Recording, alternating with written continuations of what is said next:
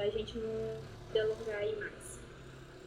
Então, hoje a gente vai falar um pouquinho sobre pancitopenia febril e vamos começar aqui mostrando um caso que a gente teve no hospital para demonstrar o caso.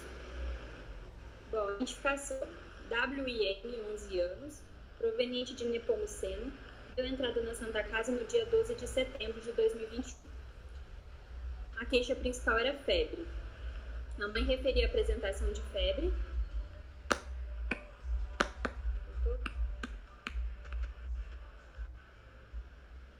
A mãe referia a apresentação de febre termometrada de 38 a 39 graus, aproximadamente 40 dias, associada à hiporexia e pancitopenia em exames laboratoriais da cidade de origem. Durante este período, ele tinha utilizado antibióticos por 2 vezes, mas não apresentou nenhuma resposta clínica ou laboratorial. Foi encaminhado para o serviço para avaliação. De antecedentes patológicos, ele era previamente ígido, nascido a termo, de parto vaginal, sem nenhuma intercorrência. De antecedentes epidemiológicos, negou a qualquer viagem e a mãe negava o uso de medicações contínuas. No exame físico de entrada, ele estava em bom estado geral, hipocorado 2 cruzes, hidratado, ictérico 1 cruz, ativo-reativo, sem nenhuma linfonodomegalia palpável. Restante do exame físico todo normal, a ser pelo aparelho gastrointestinal, que tinha um baço palpável a 2 centímetros do rebordo costal esquerdo.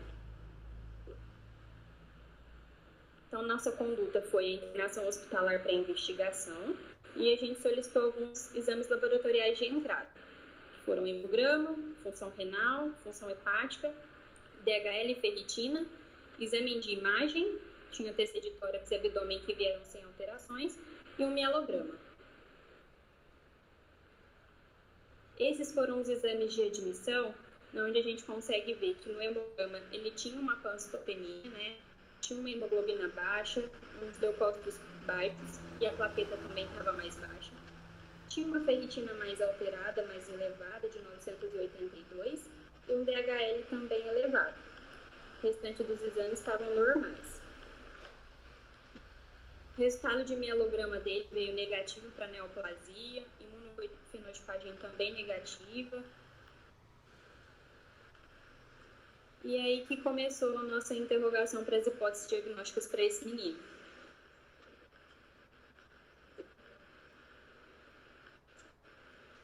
Bom, quando a gente se depara com uma pancitopenia confirmada pelo hemograma, a gente primeiramente descarta qualquer efeito de medicamento ou toxina, né, e começa a investigação inicial, que são com os exames laboratoriais que a gente sempre pede na admissão. E aquela investigação adicional, né? Na pancitopenia, a gente divide em 3 grupos. Pode ser por destruição periférica, produção prejudicada, que no caso vai entrar aí causas nutricionais e não nutricionais dessa produção, e uma produção prejudicada e uma destruição periférica, né? Nas causas de destruição periférica isolada, nós temos a pancitopenia autoimune e o sequestro esplênico. Nas causas de produção prejudicada, causas nutricionais, que são distúrbios alimentares, má absorção, alcoolismo. Na não nutricional é quando tem uma hipoplasia medular ou neoplasia. E quando junta as duas causas, a gente tem neoplasias hematológicas, doença autoimune, e aí que entra a síndrome hemofagocítica. Também tem alguns medicamentos que podem causar essas alterações. Quando a gente se deparou com os exames iniciais do paciente em questão, a gente viu que ele tinha uma pancitopenia e uma ferritina bem elevada, com um mielograma normal. Então, o que nos faz pensar aí de uma ferritina aumentada? A hiperferritinemia é um achado comum na prática clínica, né, uma vez que a ferritina é um marcador de fase aguda, e aí ela vai estar elevada em diversas outras situações, como na sepse, na malignidade e nas doenças autoimunes. Na maioria dos casos, ela está atribuída à sobrecarga do ferro, e a principal causa é a hemocromatose hereditária. Outras causas não relacionadas à sobrecarga do ferro são a doença hepática gordurosa não alcoólica e o etilismo. E existem alguns fatores que influenciam o resultado da ferritina elevada, como a idade e o sexo. Como nas mulheres, no menacne, elas tendem a ter os valores mais baixos de ferritina, e nos hábitos de vida também. O consumo de álcool e o tabagismo podem elevar. Mas o valor isolado não deve ser avaliado, tem que ser num conjunto. Algumas causas para essa hiperferritinemia. A principal, que é a sobrecarga de ferro primária, né, que é a hemocromatose hereditária. Sobrecarga de ferro secundária, por conta de politransfusões ou iatrogenia, como uma administração excessiva de ferro parenteral. E as não relacionadas à sobrecarga de ferro, como uma doença hepática gordurosa não alcoólica ou obesidade, etilismo, infecções, processos inflamatórios, neoplasia ou disfunções hepáticas. É importante na anamnese a gente colher a história atual ou a pregressa de doenças, uma história familiar que já tenha de hiperferritinemia, se houve alguma reposição de ferro, se tem consumo de álcool ou teve transfusões prévias. Durante o exame físico, a gente calcular o IMC para avaliar a obesidade desse paciente. Nos exames laboratoriais, é importante solicitar o índice de saturação de transferrina, que é um marcador útil no diagnóstico diferencial, porque valores acima de 45% em mulheres e acima de 50% em homens vão sugerir a sobrecarga de ferro. Também é importante pedir a cinética do ferro, testes de função hepática, glicemia, perfil lipídico, PCR-VHS e uma pesquisa genética. Nos exames de imagem, eles vão contribuir na investigação da causa e avaliar o dano hepático. Ultrassom, a gente vai observar hepatomegalia, esteatose, desordens das vias biliares, cirrose e sinais de hipertensão porta. Já na ressonância magnética, que é um método não invasivo, já é capaz de avaliar a concentração hepática de ferro e a presença de fibrose. E aqui são os diagnósticos diferenciais organizados por mecanismos febril. A gente tem infiltração ou obstrução da medula óssea por causas malignas ou não malignas, falha na medula óssea por destruição, medicamentos, causas nutricionais, que são as deficiências nutricionais ou excesso de álcool, supressão da medula por infecções ou consumo, como na CIBD. E existem causas congênitas também, como anemia de Fanconi, deficiência de GAT2 e a síndrome hemofagocítica. Bom, voltando ao quadro do nosso paciente, depois de todos esses exames, o quadro a gente manteve aí numa hipótese ainda não confirmada, e durante a internação ele manteve de ferro, hiporexia e evoluiu aí com uma hepatosplenomegalia. Fica rapidinho. Tá dando para me ouvir? Tá. Então tá. Só pra gente recapitular, né? É um paciente, então, que tem uma pancitopenia febril e que nos exames laboratoriais, a única coisa que estava alterada que chamou nossa atenção foi a ferritina, né? Que é o marcador inespecífico, né?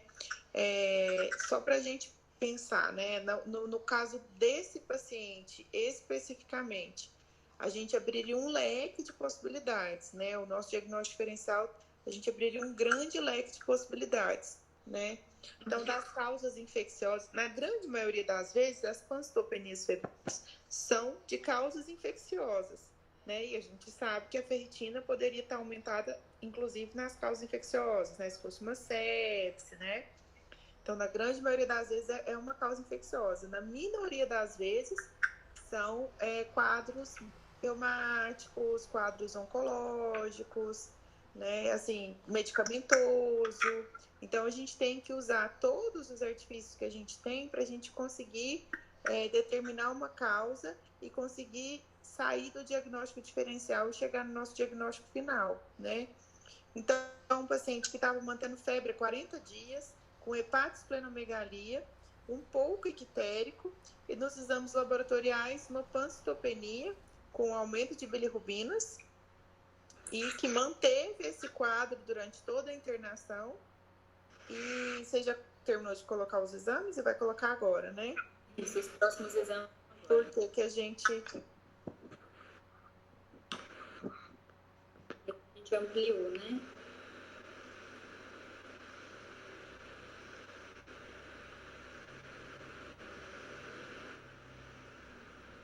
E diante do quadro aí, ampliou, né, a investigação, foram solicitados provas reumatológicas, sorologias, o triglicerídeo estava bem elevado, 352, VHS ferritina, a ferritina ainda aumentou ainda mais, VHS elevado, fatores reumatológicos negativos, manteve a pancitopenia, todas as sorologias eram negativas, ele tinha IgG positivo, então assim, nada de IgM positivo para nenhuma sorologia, de abrangiu Epstein-Barr, leishmaniose, parvovírus, herpes vírus, citomegalo, todos negativos. E aí a gente chegou nos critérios diagnósticos da síndrome hemofagocítica, né, que o diagnóstico depende de preencher 5 dos 8 critérios. No caso, são 2 critérios clínicos e 6 bioquímicos. No caso relatado, a gente tem 5 critérios. Eles são os clínicos: febre e esplenomegalia. Os bioquímicos: presença de citopenia, né, que é uma HB menor que 9, uma plaqueta menor que 100 mil e os neutrófilos menor que 100 mil. A hipertrigliceridemia, a ferritina elevada, baixa atividade ou ausência de atividade das células matadoras naturais, as natural killers, né? E um CD25 solúvel maior que 2.400. E também tem um critério histopatológico, que é a observação mesmo na medula óssea, né, na lâmina, de hemofagocitose, né, na medula óssea, baço ou nos linfonodos. No caso do que a gente está apresentando, ele tinha 5 dos critérios, então fechou, né, o diagnóstico. Assim que a gente iniciou o protocolo, né, específico para o tratamento dessa síndrome, ele evoluiu com boa resposta, manteve apresentando melhora da febre já no 2º dia de tratamento e evoluiu também com melhora clínica e laboratorial. Então, falando um pouquinho então da síndrome hemofagocítica, ela também pode ser chamada de linfohistiocytose hemofagocítica ou síndrome da ativação macrofágica, e é caracterizada por uma resposta inflamatória sistêmica excessiva, que é desencadeada pela ativação e por a proliferação inapropriada dos linfócitos.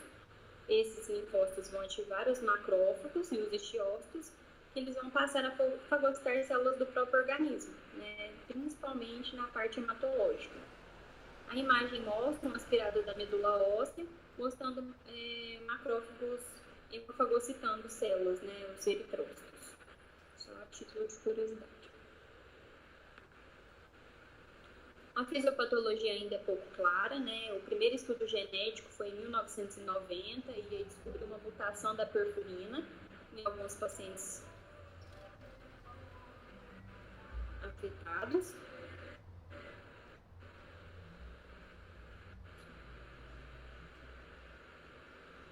Tá mudando? Tá todo mundo vendo o slide?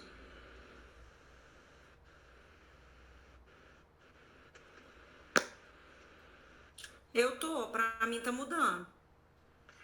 Pra mim também.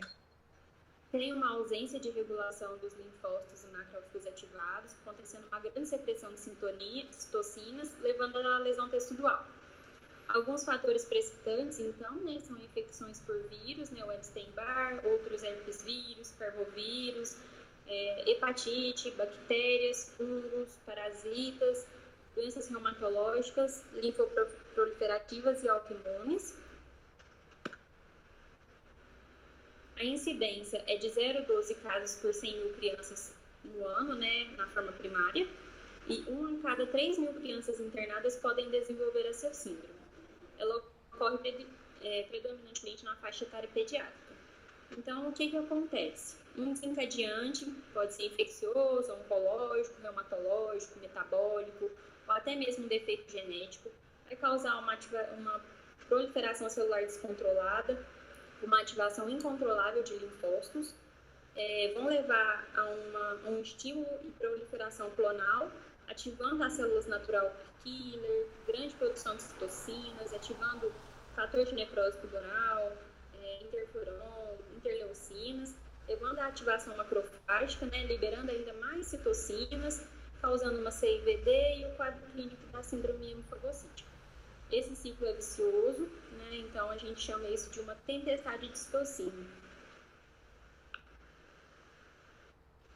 As formas clínicas tem a primária, que é de etiologia genética, que ocorre predominantemente na infância, que pode ser do nascimento até os 18 meses, e a causa secundária, que é mais comum nos adultos, ela pode ter as causas de base infecção, medicação ou neoplasia. Aqui é uma lâmina de mielograma mostrando uma hemofagocitose na imagem. O quadro clínico é marcado por uma resposta inflamatória sistêmica, né, uma CIRS, semelhante a um quadro de sepsis grave.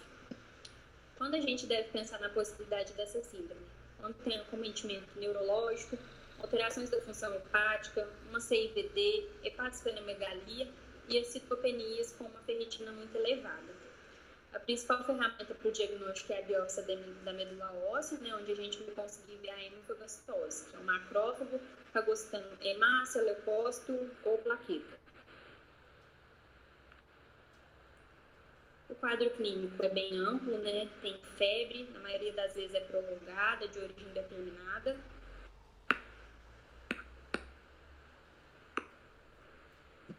Hepatosplenomegalia, linfonodopatia, pode ter confusão mental, convulsões e ataxia, racho cutâneo, diarreia, as citopenias, né? Hipotensão associada à febre, por algumas vezes vão precisar aí de aminas, e os pulmões são raramente envolvidos, mas quando tem acometimento, pode apresentar infiltrado, retículo nodular, consolidação ou até mesmo cavitação. Os sintomas mais prevalentes são a febre, esplenomegalia, seguido de sintomas neurológicos, manifestações cutâneas e a linfonodopatia. Aqui são os critérios diagnósticos, né, colocando novamente aí. Esses critérios foram apresentados no HLA 2004, né, que é um artigo de revisão de diagnóstico e terapia, né, da síndrome hemofagocítica, mostrando os critérios diagnósticos para a síndrome, que já foi falado mais atrás. Então, no diagnóstico, é recomendada a realização dos exames. Outros que a gente falou, hemograma, coagulograma, ferritina, função hepática, bilirubinas, DHL, tricerídeos, né, pela lesão hepática, procura de um fator precipitante infeccioso, fazer um aspirado de medula óssea, exames de imagem, ecocardio, raio-x. Também tem a parte do diagnóstico para identificação genética, né, que é a principal mutação responsável associada, né, na síndrome hemofagocítica primária, é a mutação no gene da UNC3D, né? Mas isso daí é mais difícil. Existem algumas condições associadas à linfocistose, né? Causas genéticas, causas associadas às outras síndromes, algumas infecções, principalmente por vírus, malignidades, síndromes metabólicas, medicamentos, algumas desordens reumatológicas, então assim, é bem amplo. Uma variedade aí de condições que a gente pode levar à linfocistose hemofagocítica. O objetivo do tratamento aí é suprimir a inflamação grave, né? Levar uma apoptose de células apresentadas no antígeno para suprimir esse ciclo vicioso. E na causa genética, o objetivo final é o transplante de células tronco. No protocolo de 2004, na HLA, que é o mais utilizado no momento, é importante o início precoce, né, porque a morte pode ocorrer em poucos meses, quando não tratados, a mortalidade aí chega a 95% em 1 a 2 meses. O tratamento no paciente grave é baseado em quimioterápico, né, o principal é o etoposide e o corticoide, que é a dexametasona, né. O corticoide é importante porque ele faz uma inibição ali das quinases responsáveis pela produção de citocinas, brecando ali aquele ciclo vicioso, aquela tempestade de citocina, ajuda ali a aumentar a apoptose dessas células inflamatórias, né, dos linfócitos B, dos macrófagos, reduzindo essa resposta imune e a liberação de citocina. As imunoglobulinas também, como a ciclosporina, tem ganhado bastante destaque nos pacientes mais críticos, pelo receio dessa imunossupressão justamente causada pela associação do etoposídeo com a DX. E em pacientes com desenvolvimento do sistema nervoso central, pode também ser introduzido o metotrexato intrathecal associado com a hidrocortisona. Sintomas e as anormalidades laboratoriais geralmente aí melhoram dentro de 2 a 3 semanas do tratamento. Ainda é muito importante o tratamento de suporte transfusional, né, desse paciente, ficar aí observando o quadro de anemia mais grave, com HB menor de 7 ou plaquetopenia importante para dar esse suporte. E nos pacientes sem resposta, deve ser considerada a indicação de transplante de medula, principalmente se o fator precipitante for neoplasia hematológica, sem perspectivas de cura ou recidiva de doença. Algumas terapias alternativas também que demonstraram no artigo, né? A globulina antimicrocitária combinada, com corticosteroide, ciclosporina e o metotrexato intrathecal. Tem também a ciclofosfamida combinada, vincristina e prednisona, e ciclofosfamida, doxorubicina, vincristina e prednisolona. Mas isso tudo mais a critério de conhecimento mesmo. Esse é um artigo publicado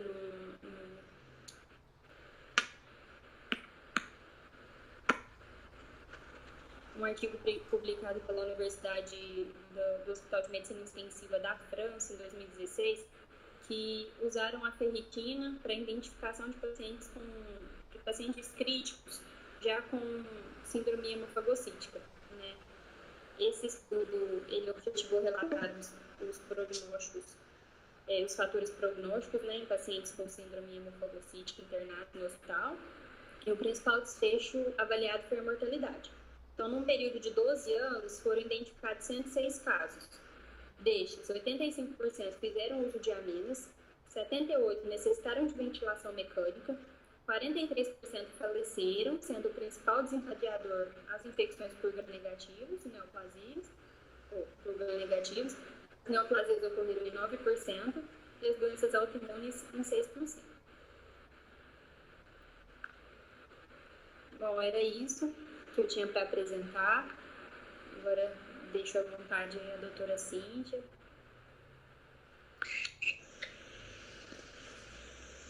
Oi, pessoal. Então, o que dá para perceber, assim, acho que o que chama atenção é sempre que esses casos, o diagnóstico é de exclusão, né? A gente tem sempre um diagnóstico de exclusão. São poucas vezes que a medula vai aparecer figura de macrófago, né? De fazendo essa apoptose. Então, assim, poucas vezes isso vai acontecer, que não aconteceu com esse paciente, né? Ele realmente não apresentava, a medula dele era normal, era hipoplásica, né? Era plástica, mas não tinha essa figura. Então, assim, são os critérios clínicos. Hoje em dia, o que acontece muito, que a gente poderia pensar nesse caso como um diagnóstico diferencial, não tanto pela pancitopenia, mas que também poderia acontecer, mas pelo aumento do ferritina, pelo aumento do triglicérides, seria a síndrome inflamatória, né, pós-Covid, que a gente tem até uma paciente agora na UTI que a gente acha que pode ser, e ficar atento porque essa síndrome é uma super resposta a uma infecção muitas vezes comum, por exemplo, que a mais comum é o EBV, né? O EBV, a criança secundária, que é acima de 1 ano e meio, a mais comum realmente é o EBV. Então, é uma super resposta do corpo, né? Que ele libera essa tempestade de citocinas e causa todos esses sintomas. E o paciente fica extremamente debilitado e tem uma alta chance de mortalidade, né? Então, por isso que é importante a gente pensar, porque o tempo corre nesses pacientes e cada dia é importante para eles, né? Então, a gente tem que sempre pensar nesse caso. É muito raro, mas só esse ano aqui em Passo já teve 3 casos Então, é importante a gente lembrar, porque cada dia é importante para esses pacientes. Alguém tem alguma dúvida?